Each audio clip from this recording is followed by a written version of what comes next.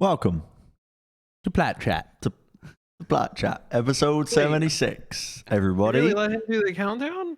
76 episodes. You're not allowed to do the countdown anymore, Matt. You take too long to do it.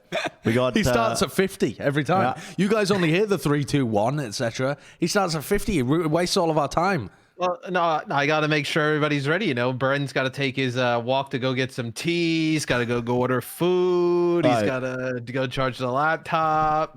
We got the usual suspects. Valorant. Matt's fading into the ether. Johnny's interning at a lawyer firm. Josh is trying to get a green card. And I'm suckering up to Space and Sinatra with some merch. Yeah. And, Yo, Johnny, what is Same. up with your outfit, bro? I gotta show it up for the viewers, you know? Work from home, dog. You're Work- just like, Yeah, come on, I'm bro. What is working. this? You know, I'm working from home. This is it, fam. Fucking jacket and Harry Potter shorts, you know? I mean, bro, Turn it up. you were Let's like, work from yeah, home. I'm gonna show up for the people at home with a popped collar blazer and Harry Potter know. shorts. That is, There I you mean, go. yeah, This Jonathan is, what's up. there is nothing more work from home than what Jonathan's doing right now. What are you eating? A Pop-Tart? No, it's pizza. pizza. Oh, it's pizza, right? They Okay. have this place we live close by. They have like awesome pizza. So it's like squash pizza. We got a shallot and mushroom pizza. Yeah. And we have oh, the viewers won't like this one. Oh boy, it's Pineapple. it's a pineapple with prosciutto and jalapeno. It's Oh, it's that sounds bomb, pretty dude. good, actually. That does sound Yeah, good. what's you the know what weird else- shit that Josh puts on? Don't you put What? salmon on your pizza or something like Josh? What is Well, some actually, weird thing salmon you put pizza on is it? fantastic if you get it from like France or Italy or something. But Isn't no, that like I don't do flatbread? that. I like tuna and garlic pizza. Whoa. It's my favorite type of pizza is tuna Where and do you garlic. even go for that? Yeah, I don't know, Prison, nowhere- like, is where, Yeah. where do you get that? Nowhere at? has it anymore. But in Newcastle, there was a place called Mamma Mia's that served Yeah. tuna and garlic pizza, and it was Stuck fantastic. My lot in with psychopaths. Oh my god. We had one. We had one in where I grew up in Sweden, and it was called chicken alla Polo, I think. Oh yeah, it was chicken, and then there was imitated crabfish or something on it, like the imitated crab meat. You know, like it's not Oh, real God. crab, On a pizza. but it's like the Chicken one and used for crab meat sushi. on a pizza? Yeah, That's wild. I mean, that's how you know you Yeah. live near the sea. yeah. People doing that kind of stuff. Oh my lord. I gave it a go. You know, it wasn't too bad, but Yeah, Sounds that's what I want horrible. from pizza. Not too bad. In some places in Korea, they put corn in the sauce of What the sauce? pizza. In the Oh, yeah. in the red sauce. Mm. That feels like it would be a large chunk. Mm-hmm. I don't think that's too bad. Though. I actually never had it. I did have when I went to Korea, which is there's this iconic place. It's iconic for all the wrong reasons, but it's called Monster Pizza in Korea, and it is just it. Actually, it brought me back to my homeland in a certain sense. Terribly It was- greasy. Yeah, it was just open from I think from like 8 p.m. until 5 a.m. Mm-hmm. Greasy pizza in the middle of like just an area of a bunch of nightclubs. Oh yeah. Just a bunch of students just absolutely obliterated, just eating pizza. And then they were playing Big Shack in Wow. the restaurant. They were playing Man's Not Hot in the restaurant while I was eating this monster pizza, also obliterated. I was Pretty like, good. this is Korea truly is lit. really making me feel at home. Anyway, enough about that. Did Let's you talk some- see I don't know how you pronounce her name. She's dating Quavo, but Sauté, she had a video today where she puts a ranch on her pasta on spaghetti. ranch is a mistake, dude. Ranch on Anyway, spaghetti. let's talk about the Steelseries tournament that took place. What the fuck was Well, what do you that? think about ranch on spaghetti? I don't care need about to ranch on know. spaghetti. I care less about somebody I've never heard of who is friends with someone else I've never heard of who puts ranch on spaghetti. Bren puts ketchup on steak. Anyway, so with this tournament, we've discussed 3 out of the 4 teams. The 4th team we haven't discussed yet is London Spitfire in our team preview So let's series. deep dive on London We're Spitfire not right now. We're not going to deep dive on London Spitfire. What we're actually going to do, and some of you, not to do. some of you are going to hate this, but if you hate this, then I'm sorry. You know, leave a comment saying how much you hate Matt. We're gonna do the London get that every Spitfire. episode. You don't have to. You don't have to. There's nothing special about. There's nothing special about this one. We're doing the London Spitfire team preview on the Thursday, and we're just going to talk about, I guess, the general tournament and obviously the Gladiators winning it. I mean, you only have to wait a day. You have to wait one day in order to find out everything you could possibly want to know. Yeah, This comes out on Tuesday, and Thursday is 2 days from Tuesday. Yeah. I've been having a rough day, mate. I know you have. I've been having a rough day. I've just been VOD reviewing this tournament right now, actually, and I keep accidentally saying agent instead of hero. I nearly said Sova instead of Sombra. Every time I said a hero, it was the wrong hero. I was saying Echo instead of Doomfist. I was saying, like, just a plethora of mistakes all throughout. Like, my brain knew what I wanted to say, but my tongue's not playing around today. yeah. It's just, it's not feeling it. So I'll give you apologies if that happens. I want to give you my cliff notes on this tournament of how I felt. Okay. It was. Because you can't really I don't know if you guys agree with this, you can't really put too much stock in these tournaments because they're so far away from I had Owl. that written down right here. This one Can't had at put too least much stock in them. Yeah, Wow, this one Bren. at least had a prize pool. So Oh, did it? I didn't actually know that. 10K. Oh, Yeah, that's 10K. all right. Yeah, That's, that's like a pretty sizable decent. amount. That's like I think that's actually the max they can do for like community tournaments, though, isn't it? Without some like increase in what is it? it might be. I know Lease or there's like something. yeah, no, I mean every like company has those rules, like a third party TOs and like what kind of constitutes as like a Yeah, it's like a major Tier tournament. 2 You have to tournament. get like Yeah, different things like that. permissions and stuff. So that makes sense. That makes sense. I mean, it's better than calling it an open scrim. Yeah. At least there was a tournament struck to do it. The gameplay was pretty good. I mean, there were some mistakes, like especially like coordinated team mistakes. You know, like sometimes the tanks just went in and it was like a mess. But overall, like the quality of play wasn't too bad, especially the Gladiators. I think they looked pretty good, you know? Gladiators did good look gameplay. good. Yeah, I think with Boston as a team, I mean, I guess we'll just go through the teams one at a time. What was your cliff notes? We kind of jumped over Yeah, your what was cliff the notes. My cliff cliff notes yeah. were Gladiators look like a good team and they look like they have potential. Boston looked like they have potential, but they're not quite a good team. And Paris, I don't know really what to think of Paris because they were so it was so one-dimensional in terms of what we saw, and I don't know how long they've been scrimming together. And it didn't really give me too much hope, unfortunately, because I wanted to see more looks, but we only really saw one. Oh, dude. So, do you want to start with Paris then? Yeah, Sure, go on let's then. start with Paris because Paris played against Boston to open the tournament. When I saw them come out on Rush, I was like, oh, Europe. Here we go Yeah, again, it's so dude. European, the isn't it? Reinhardt, man. And I mean, they didn't only play Reinhardt, and you know, like they could justify it in some sense, but damn, like they were always like on the back heel against the Boston Uprising. And I honestly think that Boston Uprising playing like double shield and playing the wrecking ball, I think they just messed up a few times, but overall, I like their composition way more. And right off the bat, couldn't put too much stock in this tournament, but here I am criticizing Paris' eternal compositional choices. And I just like, okay, can we calm it down a little bit? Like, Yeah. please swap up to like I don't wrecking think ball or it's, like other compositions. Like, I just don't want to see them fall into this trap where they think that that's their best composition. Because I've seen so many EU teams in the past just like default to this composition. And I think you kind of have to play a bit faster. They look good on other compositions, so that was exciting. But, you know, please don't fall into this trap where you only pick Ryan. A lot of like I think you're going to see a lot of like Reinhardt Rush as we get closer to the league. I think like if the balance that's currently in like stays the same, I think like with Cloudy like playing as good as he is on ladder, like with that play style, I know a lot of teams are interested in trying it with like the Lucio bat, pretty much what you see here from Paris, but like you can sub out like what McCree, Reaper, Hanzo, like a bunch of DPS options. Where I wouldn't be surprised if that's what we see to open the season. Yeah, it was interesting. Who was saying this? Someone was talking to me on my stream about this. I think it was damn it. It really does add more weight when you hit who it was from, because it's someone involved in the league itself. I was talking with Custa about the different. Oh no, it adds way more weight than Custa saying it. But I can't remember. I can't remember who it was, right? But I think it was one of the coaches that was involved in the over. Oh, I'll tell you who it was. It was Packing 10. Actually, there you go. There's a more weighty name than. I mean, he's not actually involved in the league. Valorant coach. Valorant coach. More impact than Custa. Yeah. There you go.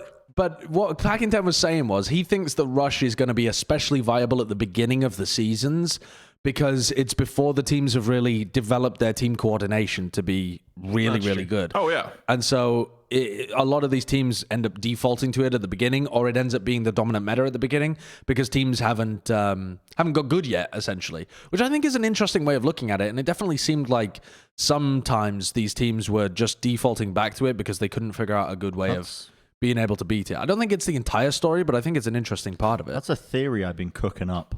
Oh yeah, for a while in my head, because we see like these different archetypes. So you see Boston running double shield, Paris Eternal running rush comps, and then the dive compositions being ran by various teams, running like Tracer Echo or Sombra Echo or some variation of it, right?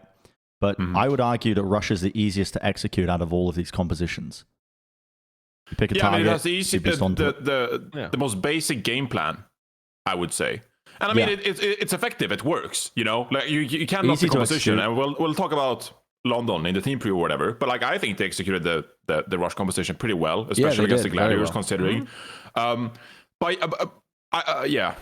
just don't want to see too much Reinhardt, because I know it's viable, and especially on some maps, it's really good.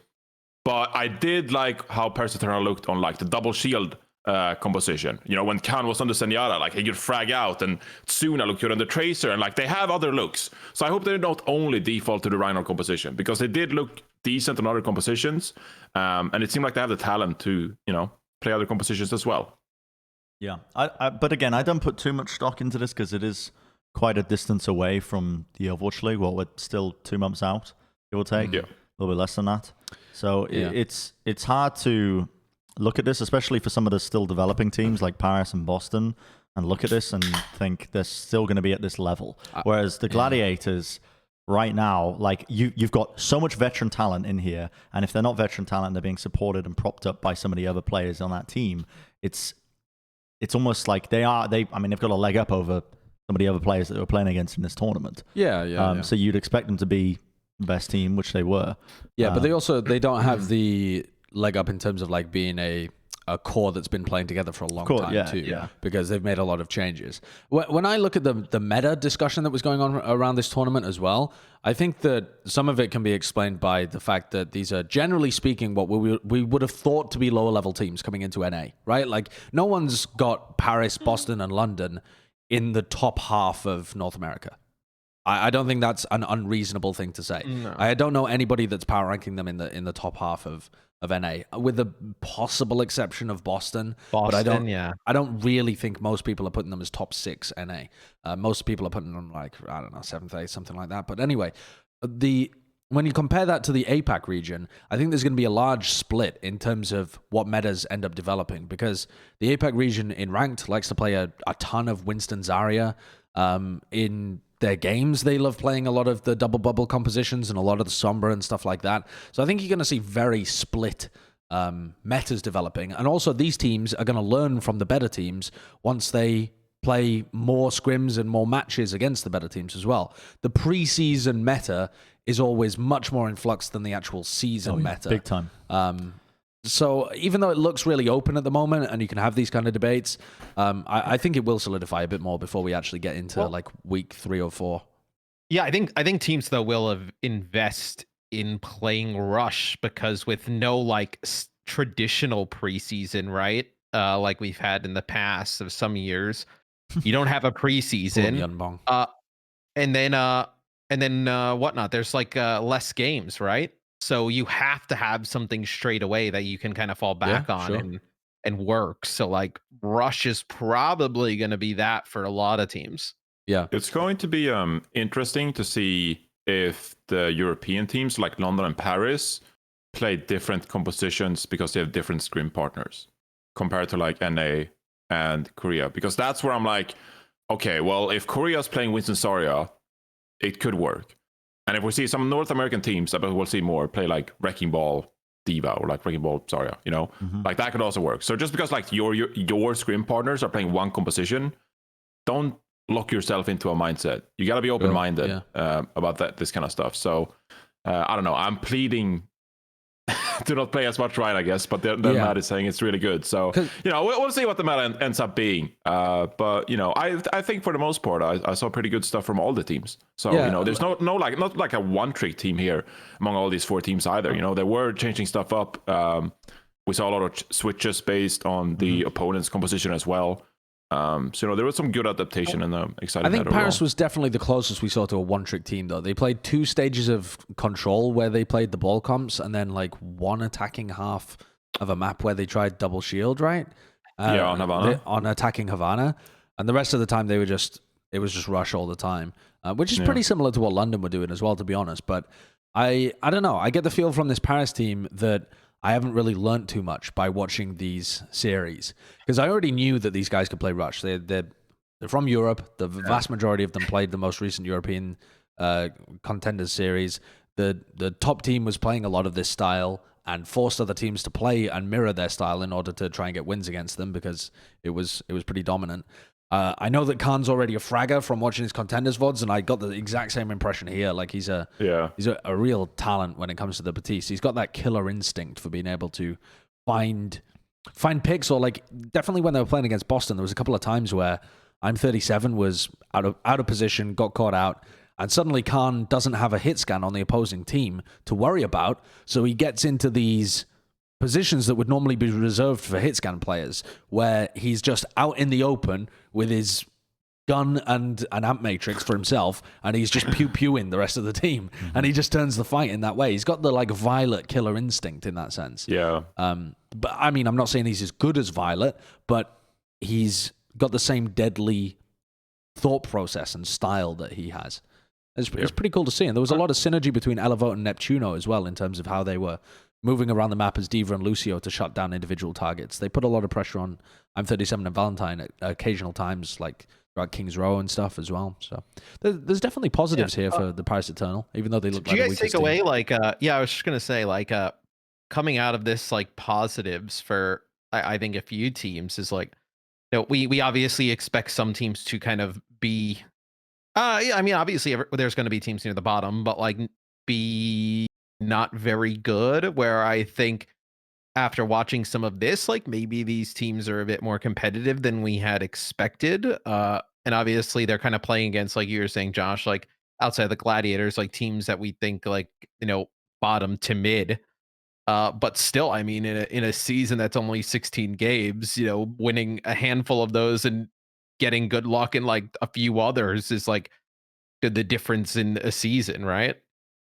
Yeah, sure.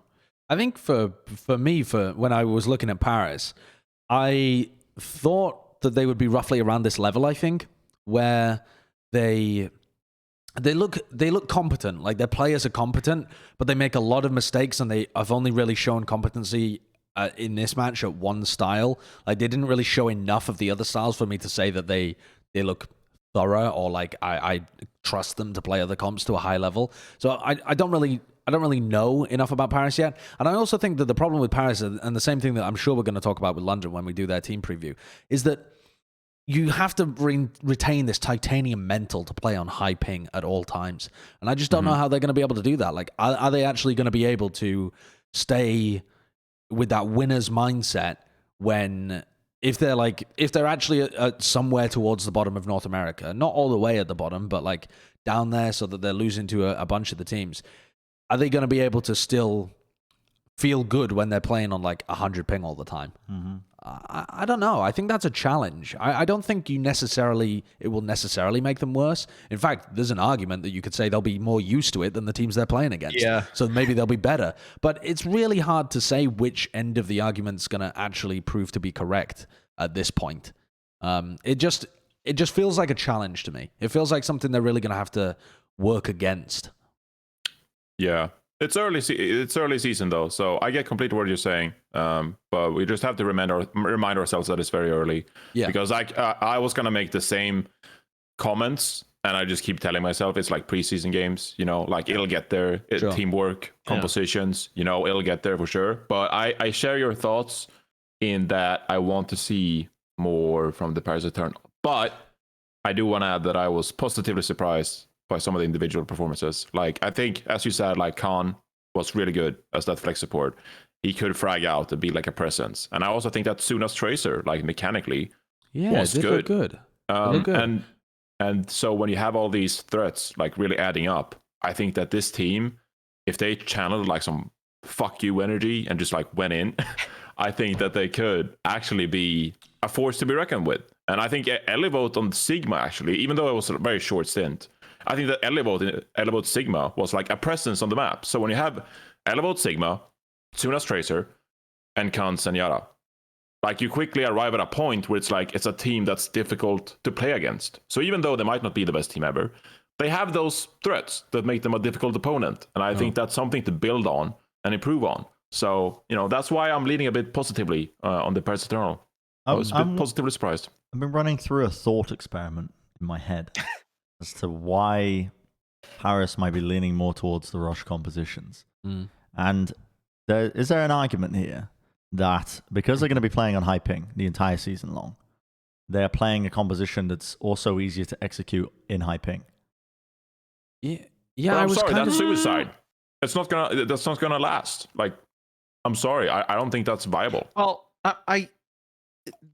it's like the other team's ping is going to be as close to them as possible too. Right, so it's like, but if they're playing, here's the point I'm making, is that if the other teams are also going to be playing on high ping, and they're playing something like Echo, where projectile heroes are arguably affected more than hit scan when it comes to higher ping. Yeah. But if you're playing a composition where the entire premise of the comp is to rush and jump on a specific target, like a weakness that you've spotted, then it's generally speaking going to be close quarters. You're not like firing off long shots. And it's more about positioning and cooldown usage, I suppose. Which overall is not really the main. Yeah, that's what your win condition's based off. I would also say though that Reinhardt's a pain in the dick on high ping, like being able to block certain things shatters and shatters, and that aspect of it. It's more instinctual though. Yeah, but I think like you get a feeling for when the threats that would face you as a Reinhardt player are coming your way. I don't know if you can go in on this, Johnny, but like I feel like when you're playing Reinhardt, you have in your mind the set things that you need to worry about at all times. Maybe it's like enemy shatters, hacks, this sort of thing, bionades, every threat that could take you out. You're always worrying about that, and that comes like it's not reaction times, although it can be. Maybe if you're cloudy, I don't know. But it's like it's an instinct thing that you get from playing the game. Yeah, sure. I don't actually. I can't remember what it's like playing Reinhardt on higher ping, so I actually can't comment how much it affects. I think I would agree with you. It's obviously hard to play like higher tempo, but if there were like not a lot of other teams like running the composition and they were just trying to like do the best they could with the situation, I would agree. But I think the fact that even teams that will have like, NA versus NA matches are still trying to run this type of comp, like leads me to believe that just like I think we were talking about earlier, people just kind of figure like this is a good comp. It's easier to execute. And with new teams right off the bat, with not a lot of time towards the season, this is something that you could put together quickly. Yeah. To Jonathan's point, I don't think you can run it forever, though. Like, if the meta just goes firmly against Rush, if you try to force it and you're just like, we are the Rush team, we are going to play Rush all the time, people are going to figure you out. Yes. Completely. And you're going to be actively paddling against the current of the meta the entire season long and just relying on ping diff to win your matches. Like it's viable at the moment because Rush is really viable. I don't really know whether Rush is the best comp at the moment. I don't think we know enough. We don't have enough evidence to be able to say that for sure. But it's viable, at least on a bunch of the different maps where you would favor those comps. So yeah I mean, go for it. Yeah, the consensus from what I've seen from players and other people is that Dive is generally perceived to be like you get the maximum potential out of playing Dive, but it's one of the harder comps to pull off. Yeah. Whereas then you've got Double Shield, which is kind of somewhere in the middle ground, and then Rush, which is one of the easier comps to execute. But also, like, yeah, it's if if you put, well, I mean, we saw it firsthand, I think, really from the Gladiators game. But yeah, I think you pit up a team that's actually comfortable playing that sort of dive composition. It's not perfect, but theoretically, you get more results compared to the Rush. Yeah. My problems with looking at Paris Eternal in a favorable light from this tournament too is that I really think this series should have been pretty comfortable 3-1 for Boston. I think they completely threw away King's Row with some terrible mistakes from them when they were running the double shield composition in terms of how they use their ultimates. Even though Paris's like the Rush kind of stuff does make sense on King's Row. But also, when you think about Paris going up against top teams in North America, the top teams are ridiculously good at Rush. They're like, okay, you can talk about it having like a low skill floor, perhaps, where, okay, Rush is like an easy comp to be able to execute at the lowest level, and like you can get a lot of value out of it. I mean, mate, try going up against the best teams in the world at Rush. They'll pound you into the dust. They won't even make it close because they can react way faster than you because they've got all of these protocols prepared about what they're supposed to be doing based on what you're doing. Their movement around the map is way better. They'll force out your cooldowns way better. I just don't see a world in which Paris are able to get success by prioritizing Rush all season long. So I need to see more from them before I can be overly optimistic. And I think that what I saw from London, even though I don't want to go too much into London because we're giving people the little bit of cock and ball torture here before our team preview, but the London Spitfire showed me about it. I just heard Kurt howl in the background. A little bit of the stuff I saw from London was way faster, way quicker to react to things that were going on compared to Paris when they're playing the Rush. Whereas Paris were very much like, even when they were playing the ball comps, actually, when it came to control, were very much like, someone's going to make a call to engage, and we're going to engage. And that was it.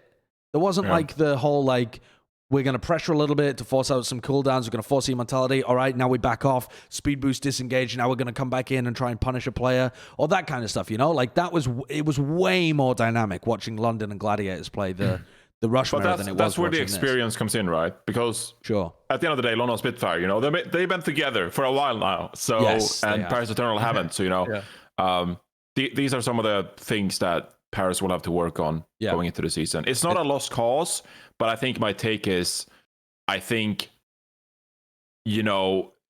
these teams practice this composition for 2 months, I think that Boston and Gladiators would have looked better because they would have ironed out some of their mistakes in the ball compositions and dive better and more disciplined and done less mistakes that Paris and London sometimes capitalized on.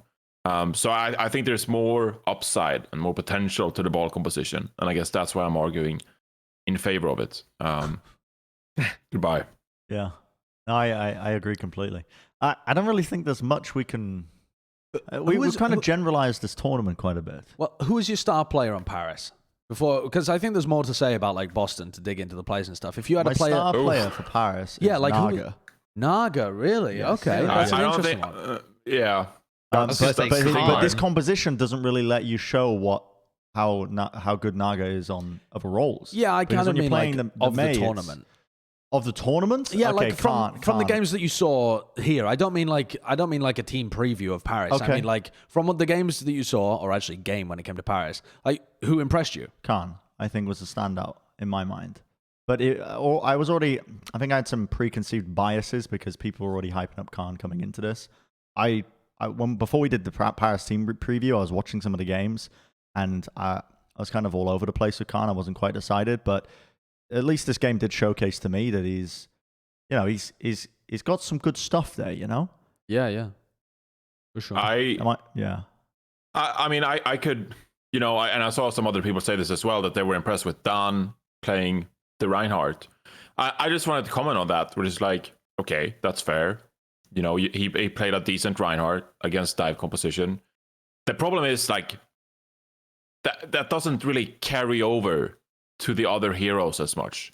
And I think that's why it's difficult to look at that performance and be like, yeah, Dan really impressed me. Because it's like, is that going to carry over to when he has to play ball in the season perhaps? Or has to play Winston? But that's why I think saying Khan is the more logical answer. Because he showed this firepower on both Batiste and Zenyatta for a little bit. And I think that's what excites people. I was actually really impressed with Suna. I would say Suna played a pretty good Tracer as well. But that was obviously so limited that it's like, want to see more of it. Yeah, I agree. It was one match. Yeah, like after a really poor season on the Vancouver Titans and then not really being able to get another shot in contenders and stuff. And I didn't really, if you go and will try and watch match footage of Suna to try and see like how good he was, you have to trawl the archives to find old footage of Suna. Because he played on Vancouver and then he played like a couple of contenders games. And then by the time you get back to him playing regularly in a bunch of varied metas, you're talking like, I don't know, like more than a year ago at this point for sure. So the data almost becomes to some sense irrelevant. So I didn't really have a good idea, and I think I was underrating Suna a bit because when I watched him in this game, I was actually impressed at how good he looked on an individual level. Like the teamwork was all over the place when he was actually in for Havana. It wasn't a great map for them, but him individually on the Tracer, he was popping. And then the final map as well, he had some great pulse bombs. He was causing a lot of havoc in the back line. Like he looked good. Yeah, he was a good player. I'm optimistic, whereas I wasn't optimistic before about Suna. So that's actually changed my view on him a little bit. Yeah. All right. Well, thank you for tuning in to the Paris Eternal team preview for the 2021 season. Yeah, I mean, there's not really much more to say, I feel like, because we've gone in on Gladiators with the team preview and explain what's so good about this team. They won the tournament, obviously, spoilers. I mean, you might want to watch it and go back, but they had some lovely plays. Yeah, it was good. You can see that there is a lot still left to grow with Gladiators, which is nice because you're not really seeing the pinnacle of this team. You'd expect them to win against these teams, but there's still a decent way to go with this team, which is always nice to see. Kevster's a freak. Yeah. If you get Kevster on low ping, that man is going to be an animal. Yeah. Like an absolute animal. He's going to tear people to shreds. And I reached out to DP actually after the episode, and he said it was their intentions to try to get him to America. And obviously that's hard in a pandemic, etc. Yeah, of course. They're not in control, but it's their ambition, I think, to have Kevster over on low ping. That guy he'd go wild. Yeah. Boston, I'm still holding my breath on Boston a little bit because I think that they did showcase at least some different looks, but also I think that team is going to need time to gel. Definitely.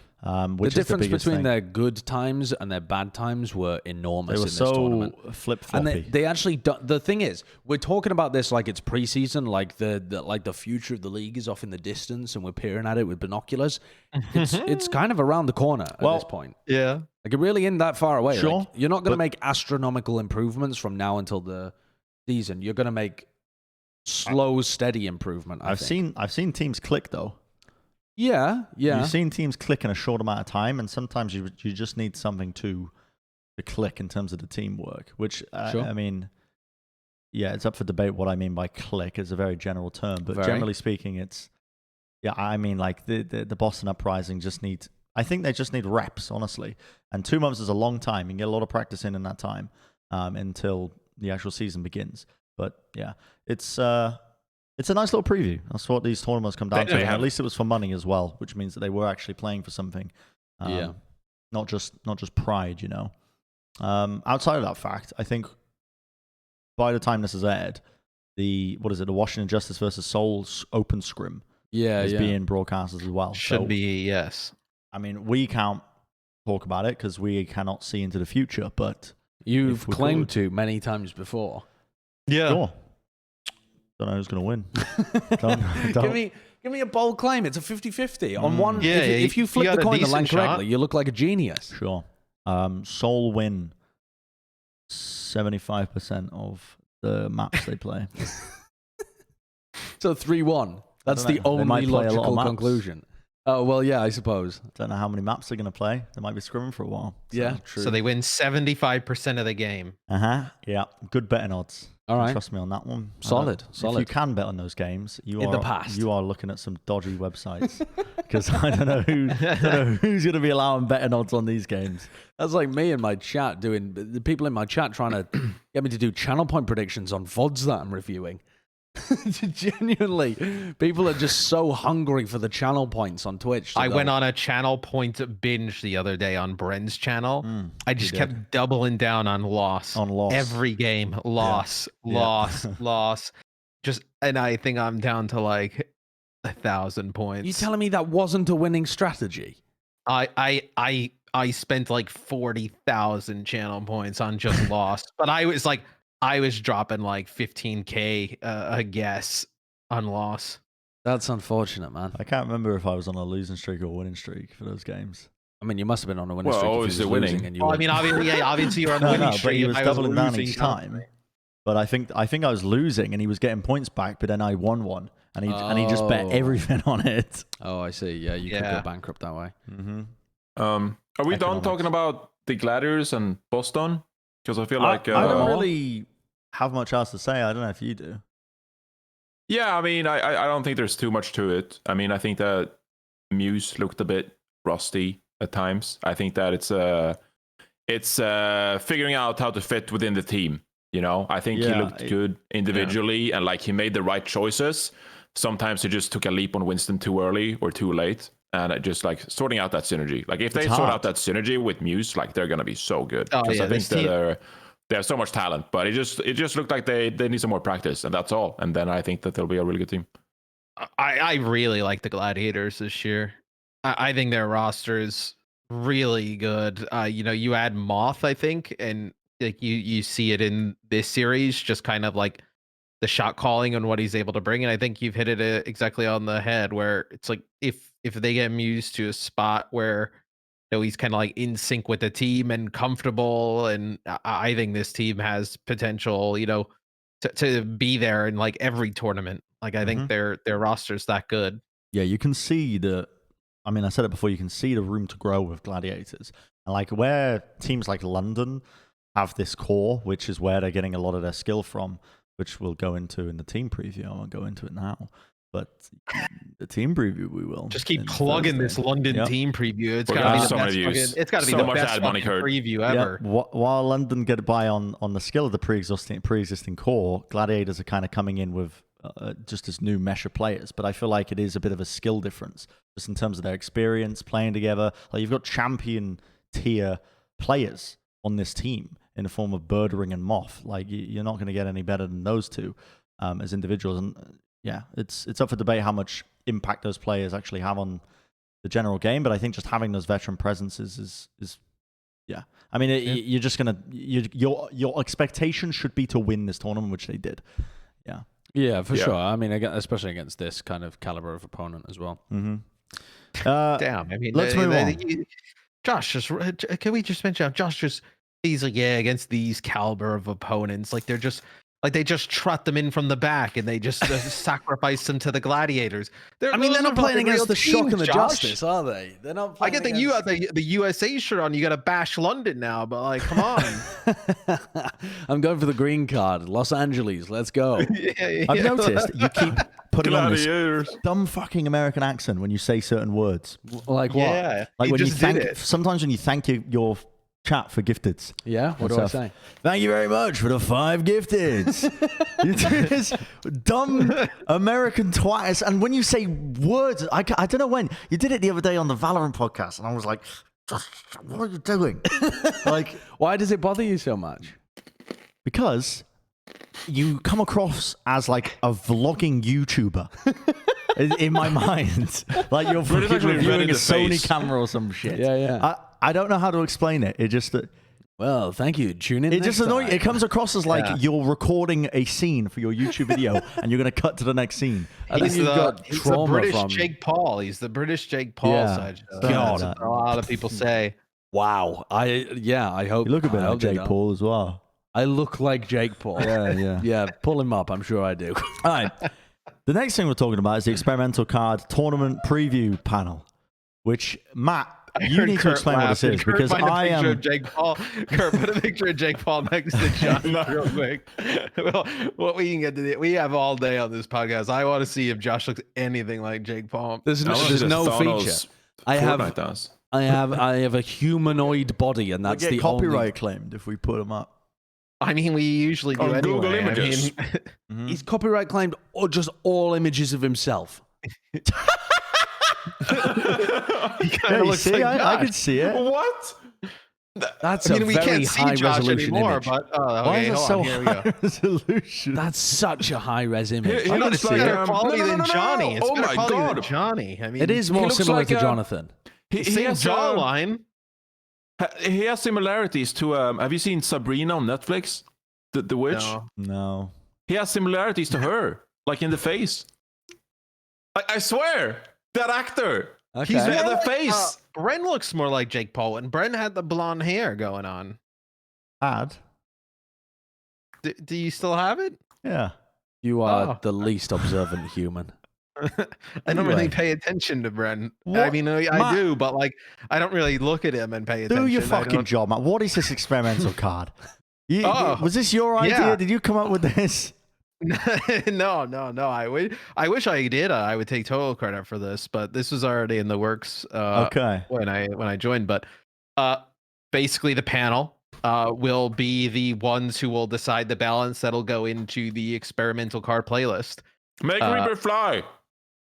and make Reaper fly. I mean, sure. So the panels are going to decide the experimental patch is going in. Yes, and then there's going to be an open tournament where there. I think it's like we're gonna try and get like 500. I think it's open to like 500 something teams to compete. Oh. And yeah, it should be a lot of fun. So Any money there's on the line? yeah. I mean, it's a tournament. Yeah, of course. So All right, we're playing it. soon, Space Fran.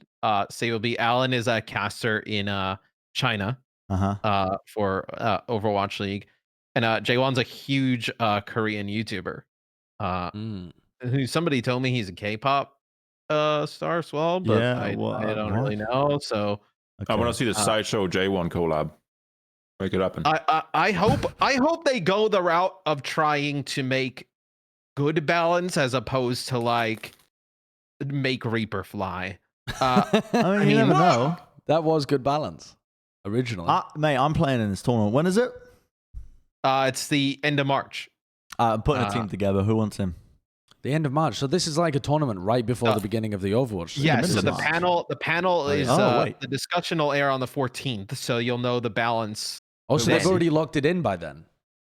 Yes, and then the experimental card with the balance will be live in the game, so you can play And what, on it. what with date the is the changes. tournament? Do we know yet? I believe it's like the end of the month. I think it's like the 26th through the 28th. Am I I think just it's around getting you then, to leak so. shit? No. We have it out there, but yeah, it's the end of the month. So Okay, interesting. Yeah, I'm playing in that. That's pretty cool. I'm yeah. gonna win it. I mean, I love the idea of having open tournaments, as like teaser stuff during the off season and build hype for the Overwatch League. It's like a preseason thing, but it's actually something really interesting. Mhm. It's not just our teams playing for no money. It's interesting it's concept. a really interesting concept. And yeah, I agree with you, Matt. I hope they actually try and make a genuine experimental card that they think is like the way the balance should go in the game. Because I could see them just being like, just bring back Zarya's triple bubble. Yeah. I thank God none of you guys ended up on. What do this you mean? I'd do panel. some good changes. Maybe Johnny would have just like he'll make Reaper go through I walls. put Soldier in and the fly. experimental pack. That's the only one, dude. That's What the would you only do- what would change you that do, would have Bren? made. If you could make one change, what would I it be? just said I put Soldier in the experimental patch. We'll change one of the heroes, but change all of the values to be like Sojourns. Right. I don't think you could do that just with values, but okay. Yeah, But you can can't change like the way they roughly work. You can do a lot of stuff in there, I think. Yeah. All right. What Didn't is they do Matt doing? Didn't they do the experimental tank stuff on Yeah, I the think they did that experimental on the patch? experimental Like if patch, they're capable of doing that, yeah. you'd be God, able, that dog is cute. might be able to remake he was Sojourn in and being real loud. the experimental patch. Yeah. Yeah, I'm sure a lot of people are listening right now. They're not just looking at the dog. Two dogs Yeah. on the screen. Yeah, true. Josh, what would your change be, and why would And it be it's- something to Zenyatta? Yeah, I think we've already done I think this. we I did, said I but would I make don't know Reaper if we like fly. actually. I think we just kind of like joked around about it. I don't know if we actually like I'm talked joking about it. around now. Well, Space tweeted that he would nerf ball. He said, he said ball players should be quaking right now or something like that. Should be absolutely shaking right now. Space, our Lord and Savior. Quaking, shaking, they're the same thing. Well, we didn't really mention that during the tournament, but like the reason we are seeing a bit of a meta shift is because we're coming off that ball Sigma meta that was like on ranked forever. I think a lot of pro players are tired of wrecking ball, as is evident by this tweet by Space. So I don't think ball is going to be meta in the experimental tournament. Maybe. Yeah, I think I would tweak ball and echo down a little. Well, someone might nerf I ball, think those will be the ones. and then someone else might buff ball, and give him like rockets. I don't think they're going to be additive. They're going to have to agree on the balance. I thought, what if they just independently come up with balance changes and they all get put in? That would be ludicrous. Yeah, I mean, that would be insane. Isn't that the point? What if Minefield heals teammates? No, instead of I mean, that's the idea of the panel is to get together and discuss what the changes should be and mutually agree, not force other people to succumb to your balance. They all speak the same language. What, they have translators? Oh, is that what they're doing? They're getting together with translators and agreeing on very specific, detailed balance ideas. Yeah, what could go wrong with that? Nothing. It seems quite difficult, but at the same time, it's probably going to be pre-recorded. I mean, that is kind of wild that you're going to need 3 translators for that panel of experts as well. I believe Alan speaks English. Cool. All right, so only 2. You'll just need one for J1 and Soon. That's okay. Save all me, but I mean, soon can speak English. English is pretty good, though, soon right? speak English, huh? I'm pretty sure Sabiobi's English is pretty good. Yeah, it is pretty good. Yeah. I remember back at Bala, he would always come into the makeup room, say hello, chat a bit. Yeah. God, that feels like forever ago. It does. It really does. Yeah, he never spoke to you, like Matt. I don't know why you're pretending. No, it doesn't. We haven't done anything since Bala. Like, it just feels like yesterday. You don't think the Blizzard Arena feels like ages ago? It feels like eons ago. It just feels like yesterday. I've just been at home since it closed. Like, I haven't done any memory creation. 3 kids since the Blizzard Arena. No, just one. I mean, come on now, Johnny. The time's moving. Yeah, feels like you really feel like it was Did just you say yesterday. you got a kid? Huh? Do you have a kid? No. Oh, I thought you said you got a kid. Mitch has had a kid. Mitch just had a kid. I thought Matt said he got 3 kids, and I was like, what? You haven't told us. Mate, I'm having my I haven't told crisis. me. I haven't seen you for a year. I don't know. Are you having a quarter life crisis? Yeah. You think you're going to live 3 times longer than you currently are? Because I'll tell you what, you're not. I think I'm going to live 5 times. There's not a chance. Maybe 6 times. I mean, I would say 3 if you're lucky. Why? No, they're making advancements in the, prolonging life. He'll upload his cells. brain into a Neuralink, and then he'll put it in Josh's body. I'm telling you, if you gave me the option to upload my brain, a copy of it, they got activated when I died.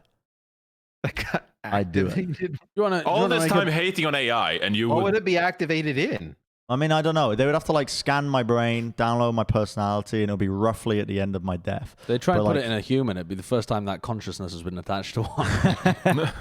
And then I would live in virtual reality. But they'd be able to perform so many calculation simulations in such a short period of time. I could live out 1 million lifetimes with only 1 second of real time. So you'd be like passing. that. You'd be like that big machine from Westworld that knew everything. Yeah, pretty right? much. Yeah, exactly. He should be like put that big Bren's machine. consciousness in that. This really does not. Dude, I would sign up for that straight away. I'm telling you. Cartoon Westworld, Because the new me. The new me in the virtual reality would understand. I think I would come to terms pretty quickly. Yeah, if I woke up tomorrow the and Hobo Boom, the Westworld one. Rehoboam. That was it called, right? Yeah. Rehoboam. No, if I woke up tomorrow Rehoboam. and discovered that yesterday the actual Bren uploaded his mind and he's still out there living a real life, but I'm about to Wait, live. you mean there's 2 Brens? Well, that's what it wouldn't be a. Okay, first of all, why would you my uploaded brain. Bren be smarter than you? You're acting like different Bren would make It different would be actions the and be smarter than experimental you. card version of Bren. No, because it would be. But It'll be near the end of my lifespan. I would assume, though, that they'd only activate virtual Bren when real Bren died. You don't want multiple Brens existing. But I wouldn't. Virtual Bren wouldn't be able to react with real Bren. Why not? But also, the way you do that safely is just by making virtual Bren not even realize that he is virtual. The way Bren. you do it safely, you're talking about cloning your brain and putting it in another thing. Yeah, because you don't want to cause any trauma. Of this is safe. You don't want to cause trauma for the cloned mind. You want them to pretend as if nothing has happened. You know? Do you? Yeah, and make them. You know, you'd live 1,000 lifetimes. You know, I think that'd be pretty sick. God It would be almighty. so traumatizing. Imagine AI virtual Bren who doesn't know that he's Bren. Imagine running into your mother and she's like, "Oh, hey, Bren," and then you're like, "Oh, who the hell you are?" Like, that'd be traumatizing for her. That'd be horrible. No, what are you talking about? Run into virtual Bren. No, because they wouldn't. How would they run into virtual Bren? If Because virtual your mom Bren would was be in a cloned PC as well, and Your mum's browsing the web. How does this Google work? Yeah. Oh, I found virtual Brennan. That would also imply that I would die before my own mother. No, as she well. would be uploaded as well. You guys Okay, would yeah. both I be in mean, if that was the virtual. case, then perfect. You know. Jesus, am I living out multiple lifetimes? Is this one Where's where I the was flying cursed? dance? So if you, This is a But if it moves me simulation on to the right next, now. can I best press way- fast forward? the best way to do it would be. I'm gonna get off this topic as soon as I get this out there. The world needs to know. The best way to do it would be. Someone like my Yeah. TikTok. The best way to do it would be. You wake up. Okay, listen. Get a close up. Get a close up. They're out there, man. Fucking out there, man. I'm telling you, dude. I'm telling you, Area 51. We gotta go out there. We gotta save the aliens. I'm telling you, bro. Save the aliens. What kind of shirt is that? That's what this stands for. Always, What? always, yes. Save. Could be anything. Could be anything. We don't know. We don't. The question mark is like, what is like? What is life? You know, Always like, what is Always life? yes. What- Save the question mark. always, always. Kurt, Yes. Kurt, that is the name of this episode. Just name the Save episode. Always the- yes. Save the Question mark. mark. We don't know. It's meant. It's like abstract. It either means that or it means are you still talking? I haven't figured it out yet. Oh my god! Um, Move us next, along. next topic. Can you tell it's the off season, chat? Can you tell we don't have much to talk about? We don't know if you're responding yes or no because we can't see. Well, they're responding in the chat right here. Yeah. The chat. Yep. Dude, I'm telling you, they're out there, man. They're out there. The next bit of news we've got is Rascal posting some eye emojis, I think. God, and that, I mean, that's reaching as well, isn't it? Yeah, he posted some eye emojis, and Halo has done some digging, and he's found that, according to sources, it is likely that former San Francisco Shock DPS Rascal will be joining the Philadelphia Fusion. So this is the rumor that Rascal will be joining. So do you want to cover this, Bren? Because it's a rumor. Well, I wouldn't normally cover this, But Rascal tweeted some eye emojis.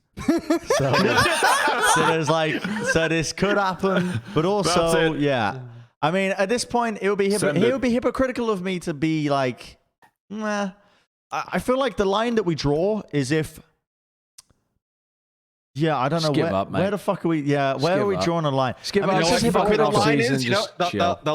the line for whether we talk about rumors or not is if we have to fill 10 minutes on alien t-shirts and but like brain this- cloning. Rascal is implying that there's some good news coming. It coincides with Halo reporting So that. what about Smurf? He tweeted eyes. So what about him? I mean, what you want to read into this? He's rejoining the Shock. I don't know. Like, what the fuck do you want?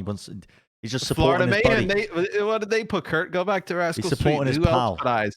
All right, I'm Eye tweeting emojis some with eyes. fucking eye emojis right now, and I want all of us here to respond to it with eyes, and we're going to see what the psychological effect that is on the rest of the world, okay? Okay, yeah, I'll do this. As like a little experiment. social experiment. I don't have my phone on me. Josh I'm not doesn't gonna even take have his part. phone. Okay, I'm tweeting it now. Yeah. Oh, what did we say, Brent? Didn't he and you say on your stream we would do something if the Plat Chat account hit like X amount of followers? I forgot what it was. remember It was what it Yeah, I something think you dumb. dress up as the Chica girls, didn't you? Okay, so I've No. posted the eyes. Anyway, that's not the point. I think that's what you said. We're going to see what that gets. But I think this is interesting. I think you said you'd do a cosplay from Dream Daddy. What Halo also said in... what Halo also said was the... follow me on social media. That EQO was having visa problems. And this is part of the justification towards at least the rumor being the reason they're looking towards Rascal as well. If that is true, I find that quite unfortunate because EQO, I mean, one of the most long-standing members of the Philadelphia Fusion. I hope it's not true. I mean, there's also someone in my chat was talking. I mean, I just assumed that Halo tweeted this because it's only Halo that reports on stuff like this in Overwatch. But so some people in my chat earlier today were talking about Funny Astro as well. Potentially having visa issues, but again, no idea where the source of that was because I didn't dig into it. Because I think Halo posted it as well. I mean, I don't want to slander, but I think he wrote that EQ and Funny Astro both are having. Maybe you can find that, but kind of I think that would be an extremely large blow. There we go. I don't. Yeah, I mean, I don't know why he didn't tweet about this if he'd already heard it for Astro, but I don't know whether this is. I mean, he says he's heard about potential visa issues, so who knows whether they actually come through or anything like that. But you know, Astro would be a big blow for the Philadelphia Fusion if it wasn't going to work out. You can understand how theoretically you might have some visa issues because the UK is in a pretty shitty spot right now with being able to effectively deal with COVID before the vaccines get distributed properly, and other places have limited travel away from there. But that would be a big blow to the Philadelphia Fusion. So I certainly hope that is not the case. And there's also some time before the season, right? A little bit, right? How long are we actually before the season? 4 weeks. I think it's what the. I think it's 6. I think the 16th. So you have 6 weeks. Yeah, like 6 weeks. Yeah, that is not long. No, it's not long, but there's still an opportunity, right? Yes. Yeah. And who knows? Maybe some like mid-season things open up or something like that, right? And then they don't have to. Yeah. Anyway. Yeah. I mean, it would be a shame if the rumors are true regarding EQO. As for Rascal, though, yeah, I think we are all in the position where we've wanted Rascal to be signed in this offseason. Yeah. So I'm very excited to see Rascal join an Overwatch League team if it does happen. And it would Let me ask you this. Really cool to see him join the Fusion because he's essentially just swapped sides in the Fusion Shock rivalry, which I think is, I mean, it's not going to continue this year because they're in different regions, but it's pretty weird how many teams have just flipped to completely different franchises in 2021. Do you think Rascal is a good fit alongside Carpe? I think so. I also assume that if Rascal was on that team, they would use him in like things to like play like Batiste and some of the other supports that like Astro may not play. Really? I don't know. I did not even think about that. I mean, Rascal did Rascal play supports last season? He did before they got Twilight, right? Yeah, I feel like he did for a few. But I mean, his Brig and his BAP are really, really good. Yeah, his Brig and his BAP were both pretty good. So like maybe it's a combination and you kind of rotate him around. Like that's pretty crazy. I mean, I imagine if the follow-up portion of EQO having visa issues is true, then he's probably just coming in as a direct DPS replacement in that sense. But who knows? I think he's going to be a fantastic addition no matter what team he joins. Yeah, wherever they play him, right? Already has another fantastic DPS player. Yeah. But I mean, it's kind of crazy. There's also, I'm trying to. The thing, there's been so many moves. My brain comes to a blank when I think of specific players. And I don't want to say it because I'm going to get bullied online if I fuck it up. But I'm pretty sure Libro's still unsigned, right? Yes. Yeah, that's an insane one to me as well. When you think about flex DPS players that's still on the market. That is wild. But I think a lot of people this season were really valuing where players are at right then in the off season instead of their historic performances. I was thought Libero was good. Yeah, but people like Libero and Rascal maybe aren't like heavy grinding in the off season to get their opportunity. Yeah. So when you trial them at that specific snapshot of time, they're not as good as the people you're trialing them against. But that doesn't mean that they can't return to those peaks. Rascal's proven time and again that he can return to those peaks. Yeah, I mean, so I think that's sometimes a potential issue. Sometimes in the past, also it's you know how sometimes players talk about them having like practice cycles where like they go super hard for playoffs and then they do like a regular practice routine for like regular season and then they have a break to like prevent burnout. Sometimes as a player, it's hard to be in the know of like when you're actually going to be tried out, when an opportunity presents itself, and like be at your absolute best. So I've definitely ran into players, even playing like trying out for teams myself, where it's like some players are just like obviously not playing their A game because they weren't prepared to like try out for a team and weren't as invested as they were like 2 weeks before, or like 2 weeks is a bit short, but like 1 month before, like 2 months before. Because I remember I had a tryout actually after the Thailand World Cup stop where we lost with Sweden. But the thing was, we had been on vacation in Thailand just before then, the three of us. And so like I came home and did a tryout and I just like hadn't practiced the game for like 2-3 weeks. And it's so obvious that like my game deteriorated because of that. And I was just thrown into these tryouts and it's like difficult. So was it for an owl team? Don't want to talk about it. But don't want to talk about it. I was like, they watched you play in Thailand and then was like, hey, let's get a tryout. Like, the point is,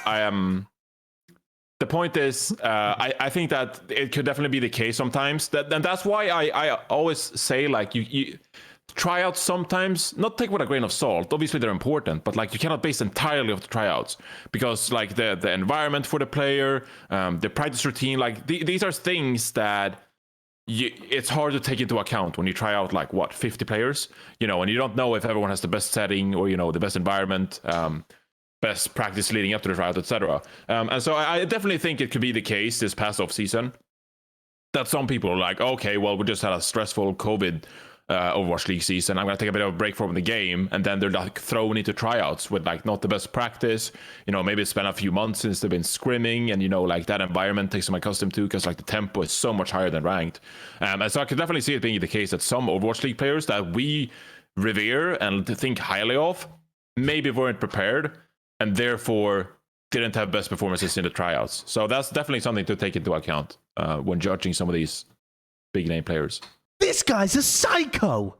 What happened? Sorry to go on such a ridiculous tangent. Johnny was putting a really good point out, and I was being quite respectful. I'm just doing my own thing, and I was listening.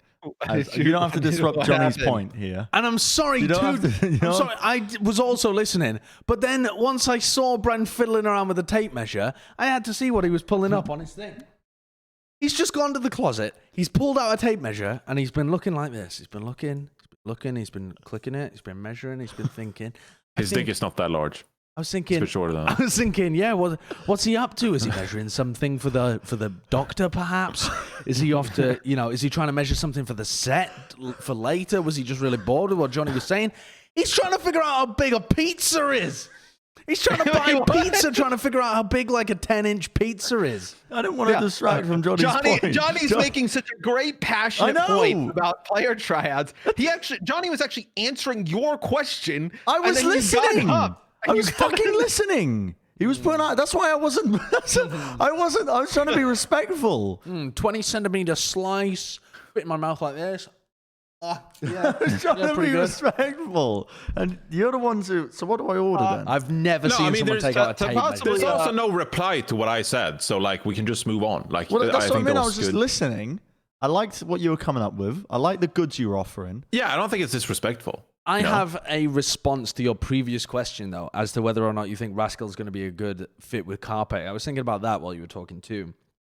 And I think he probably will be. I think that Rascal would be a good addition to this team, even if EQO was still on there.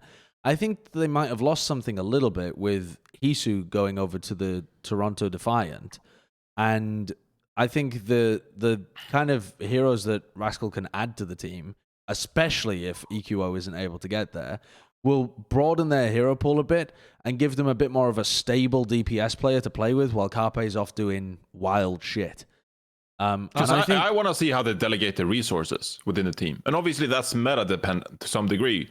But I think historically, when people think of Philadelphia Fusion, they're like, oh, Carpe is like their go-to guy, you know? And I think we saw some metas last year, like the Genji meta, where like obviously you know the Genji and like you pocket the Genji, etc. But I think it's going to be interesting to see this dynamic between Rascal and Carpe, like who gets like the pocket and like who is in the spotlight. Because I can definitely see both of these players, like their games individually, being affected based on like how much the team is centered around them. So I think that could be a real thing. Like if Rascal just gets the pocket now because the meta allows it or because they trust him in, like how does that affect Carpe's game long term? You know, like is he gonna be happy with that? You know, it's rarely that we say that about teams in the Overwatch League, but I could see that, you know, affecting performance of two big personalities like this. And I'm not saying it's gonna like be like that. I'm not saying that like it's gonna go one way, but I'm curious to see how the resources are delegated for two big DPS players like this. Yeah. I think that's fair. Well, I think we all want to see Rascal signed. Yeah, if he does sign with Philly, I mean, this is just, I guess, like obviously we would do a team preview, like a deeper dive, but like, what's your guys' initial thoughts on just them as a whole? I think the thing is with EQO is I've always thought he was a good player, but for whatever reason, he never meshed well with the team when he was playing. Although it's a bit of a different circumstance when we saw him in the Summer Showdown, because I think that that was like his moment to prove himself as a really good player, and also a good team player, which he did. So I'm sad if the reason Rascal is joining a good team like Philly is because EQO can't play. I'm a little bit upset at that, but I think he can live up to what EQO is capable of and has shown in the past to exceed that point as well. Is my viewpoint with it, at least. With the fusion, man, I'm always just coming back to how Mano and Carpe work together. I just don't get how that dynamic is going to function. Like they've always previously had a main tank that's willing to make a huge amount of space. Like even when they were playing with Fraggy before Sado was even on the team, they had main tanks who are willing to die for the cause in order to create room or chaos for Carpe to pound.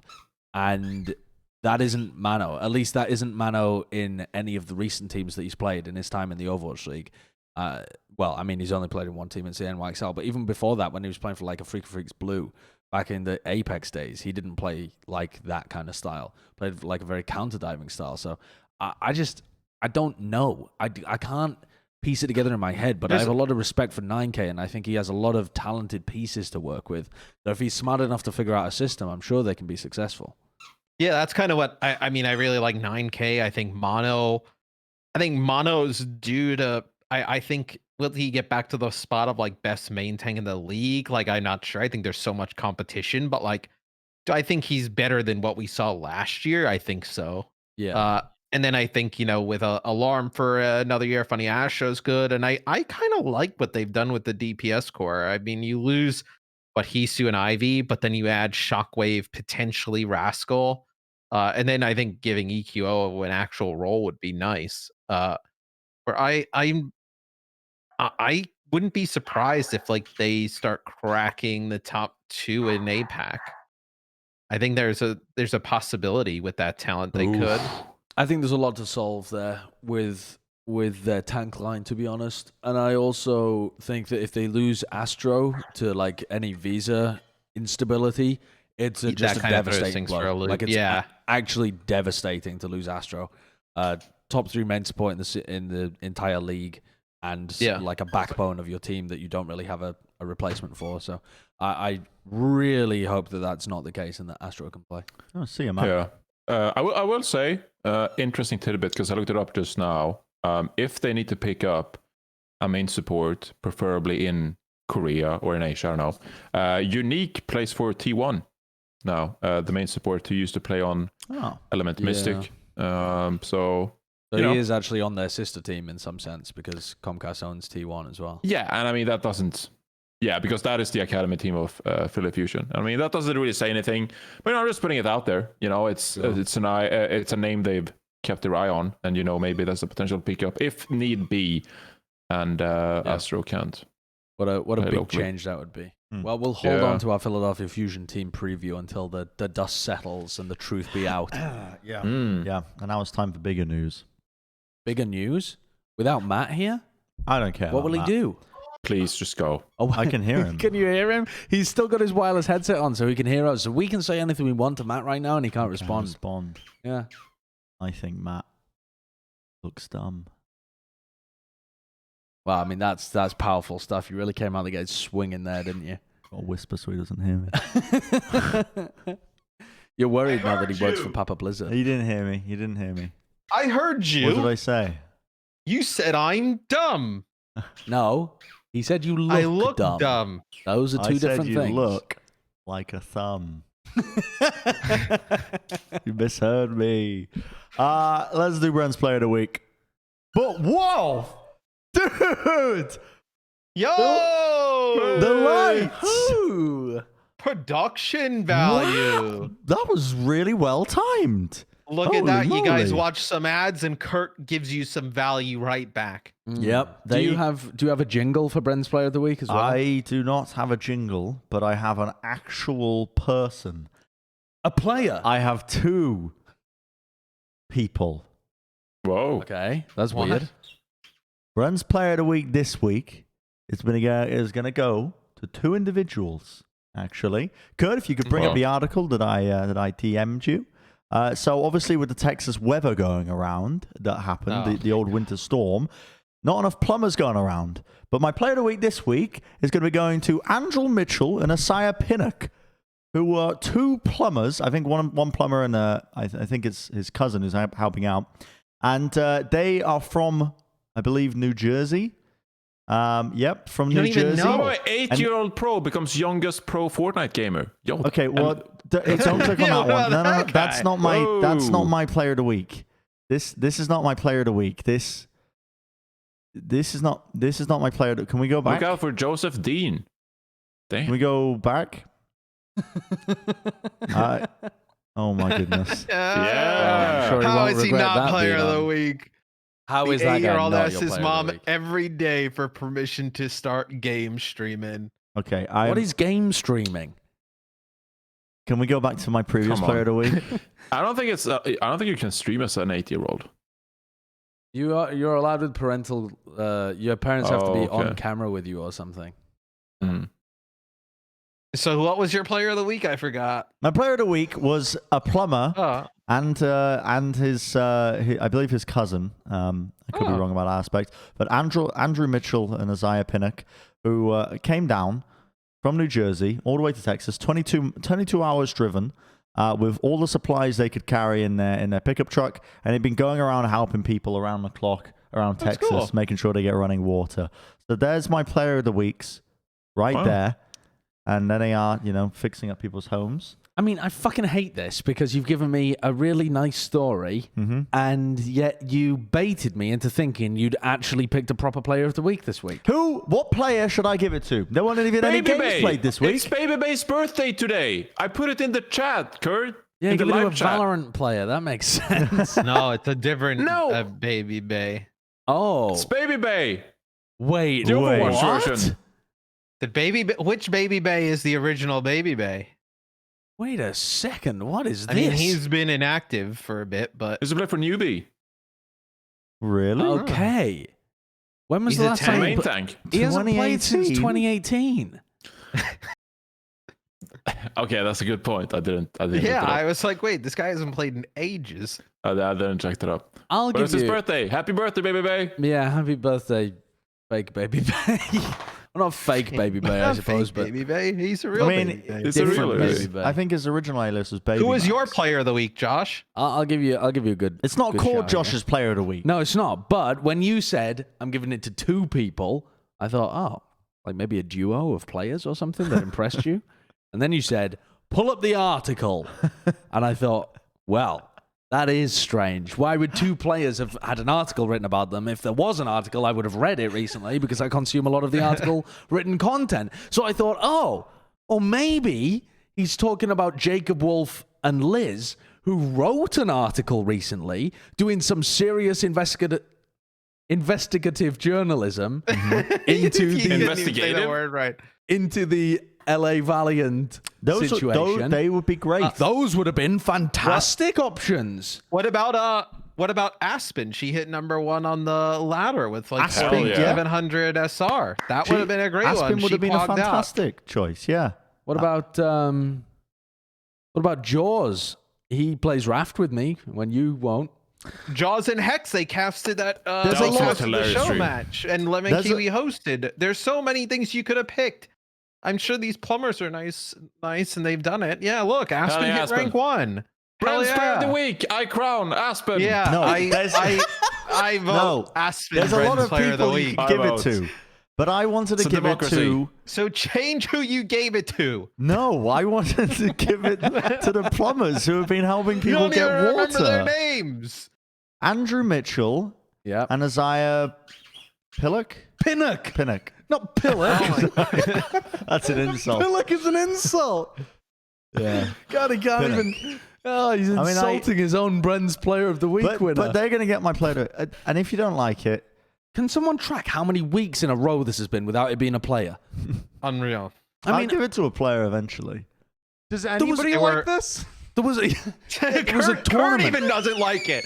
Kurt doesn't even like It the was player of funny week. the first time. I know it's just got now. It's Yeah. just lost all value. You don't like it? No. We had a tournament this week. There's no player of the week. None of you like my segment.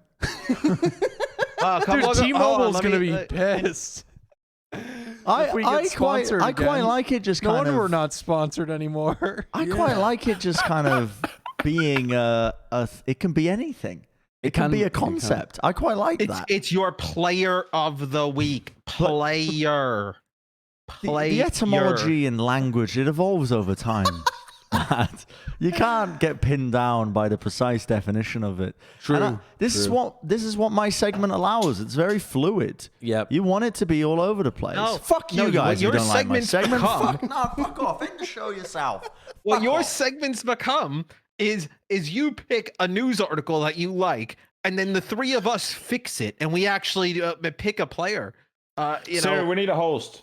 You want a host? So, Siri she'd actually pick a player probably. Who's your player of the week? I guess we're not reviewing You can London whisper it. anymore then, huh? He doesn't know anything about it anyway. She said Huge- Aspen. She said Aspen. It's a player of the Aspen week. is the player of the week. Siri's Right, player right. of the It week. It's Aspen. Aspen. The plumbers are doing a tremendous job there helping people, but Yeah. Well, tell This us is in the our comments award. who you think should win the player of the week, and then we'll just have Chat's player of the week instead of Bren from now on. As long as you all like and subscribe. If every single one of you likes and subscribes, so if 100% of people who watch this show this week were subscribers, we'll make it Chat's player of the week. Why not? yeah, that's true. We'll rename it. Is he naked?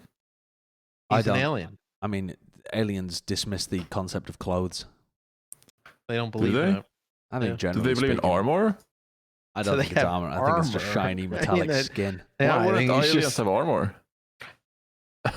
All right, it's, let's end it, Kurt. yeah. Goodbye, everybody.